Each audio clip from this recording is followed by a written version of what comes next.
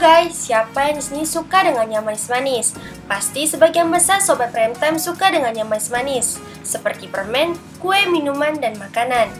Tapi hati-hati guys, jangan sampai berlebihan karena bisa menyebabkan penyakit diabetes. Apapun itu, gula tetap kita butuhkan sebagai penambah energi bagi tubuh kita.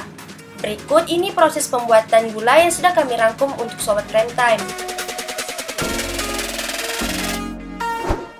Pengolahan awal. Sebelum masuk pada proses pengolahan tebu menjadi gula selanjutnya, terlebih dahulu tebu akan melalui proses pengolahan awal, di mana dalam proses ini tebu akan dipilah hingga memenuhi syarat minimal untuk dapat diolah menjadi gula. Nah, tebu yang siap diolah adalah tebu yang memiliki kriteria antara lain matang, bersih, dan segar.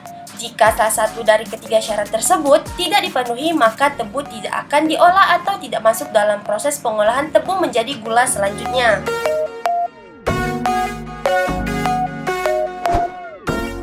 Penggilingan. Setelah dipilah dan ditimbang, kemudian tebu masuk pada proses penggilingan. Proses pengolahan tebu menjadi gula ini merupakan proses inti di mana tujuannya sendiri adalah untuk memeras air sari tebu atau yang lebih dikenal dengan sebutan nira. Biasanya, tebu yang sudah memenuhi syarat seperti yang sudah disebutkan di atas akan menghasilkan nira jauh lebih banyak dengan kualitas yang lebih baik pula. Selain itu, tebu matang juga biasanya akan jauh lebih mudah pecah sehingga nira dapat diperas maksimal. Dan untuk mendapatkan nira secara maksimal, penggilingan biasanya akan dilakukan sebanyak 10 kali dengan menggunakan 5 unit alat giling. Pemurnian. Sesaat nira sudah terkumpul, bukan tidak mungkin jika dalam nira tersebut terdapat kotoran yang dapat merusak kualitas gula nantinya. Ya, meskipun sebelumnya tebu telah dibersihkan terlebih dahulu, namun kotoran ini juga bisa berupa kulit batang tebu. Proses pengolahan tebu menjadi gula untuk mendapatkan nira murni ini terdiri dari beberapa macam pemurnian. Antara lain adalah proses deifikasi dan proses sulfikasi, di mana proses tersebut dapat dilakukan dengan cara pemanasan, pengapungan, pengendapan, penyaringan, atau menggunakan bahan kimia yang dapat memisahkan bahan non-gula. Penguapan. Jika bahan gula sudah steril atau siap diolah adalah proses pengolahan tebu menjadi gula selanjutnya. Maka langsung dipindahkan bahan gula pada alat penguapan, di mana proses ini bertujuan untuk membuat nira yang tadinya masih dalam bentuk encer menjadi lebih kental dan memudahkan proses pengkristalan. Penguapan nira sendiri dilakukan dengan temperatur 65-110 derajat Celcius. Dan dalam melakukan proses penguapan Anda harus memperhatikan beberapa hal ini. Kecepatan dan temperatur penguapan tidak mengakibatkan kerusakan gula, tidak menimbulkan kerusakan baru. Untuk proses selanjutnya harga yang lebih terjangkau. Kristalisasi.